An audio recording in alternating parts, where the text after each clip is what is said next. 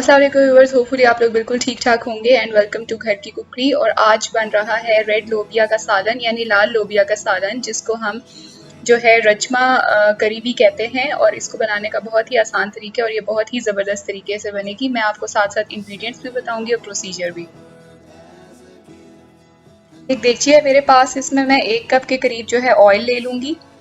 वो ऑयल देगची में डालने के बाद जो है मैंने 5 प्याज लिए हैं स्लाइस किए हुए मीडियम साइज़ के। वो प्याज जो है मैं इस ऑयल में डाल दूँगी और इसको मैं इतना पकाऊंगी कि प्याज मेरी नरम हो जाए और गुलाबी या लाल रंग की हो जाए।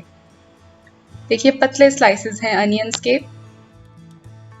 प्याज जो है वो लाल हो चुकी है और सॉफ्ट हो चुकी है। अब मैं इसमें डाल रही हूँ रेड क्रश चिली तकरीबन 2 टेबलस्पून के करीब। नमक मैं डालूंगी हस्बे जायका। हल्दी तकरीबन 2 टेबलस्पून और ब्लैक पेपर यानी काली मिर्च तकरीबन 1 टेबलस्पून मैं डाल रही हूँ। सूखा धनिया 2 टेबलस्पून डाल रही हूँ मैं इसमें। और इसमें मैं ज़ीरा डाल रही हूँ, सफ़ेद वाला ज़ीरा तकरीबन 2 टेबलस्पून। तमाम मसाले डाल के इसको मैं अच्छी तरह से पकाऊंगी और मिक्स करूँगी तकरीबन 1 से 2 मिनट तक।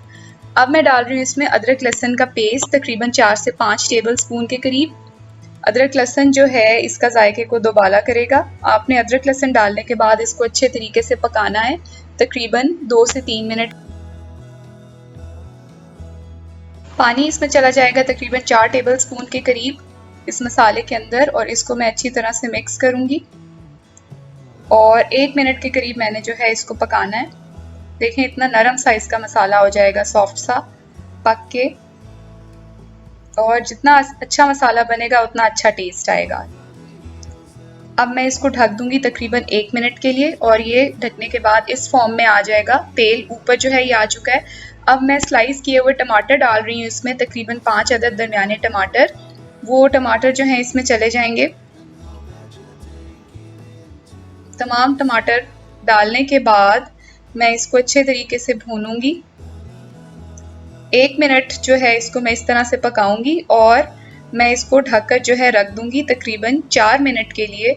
और इन 4 मिनट में टमाटर जो है वो बहुत अच्छे तरीके से गल जाएंगे। 1 किलो लोबिया जो है गली हुई मेरे पास, उबली हुई, वो मैं इस पके हुए मसाले के अंदर जो है ये डाल रही हूँ। और ये लोबिया डालने के बाद मसाले में मैं इसको अच्छी तरह से मिक्स करूंगी। ये देखें मसाला जो है ये ऊपर आ रहा है। बहुत अच्छी तरह से आपने इसको मिलाना है और ये बिल्कुल नरम नरम सा होगा, ये ड्राई नहीं होगा। अच्छी तरह मिक्स करने के बाद जो है मैंने इसको ढका है तकरीबन 1 मिनट के लिए। ढक्कन हटाने के बाद जो है ये पानी इसका ऊपर आ जाएगा।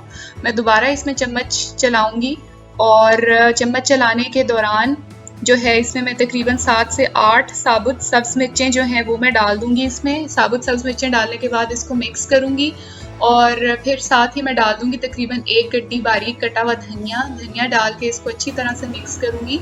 और अगर आप इसमें खटाई डालना चाहते हैं तो आप 2 अदद दरमियाने साइज़ के लेमन जूस भी डाल सकते हैं और इसके अलावा आप सिरका भी डाल सकते हैं हस्बे जायका।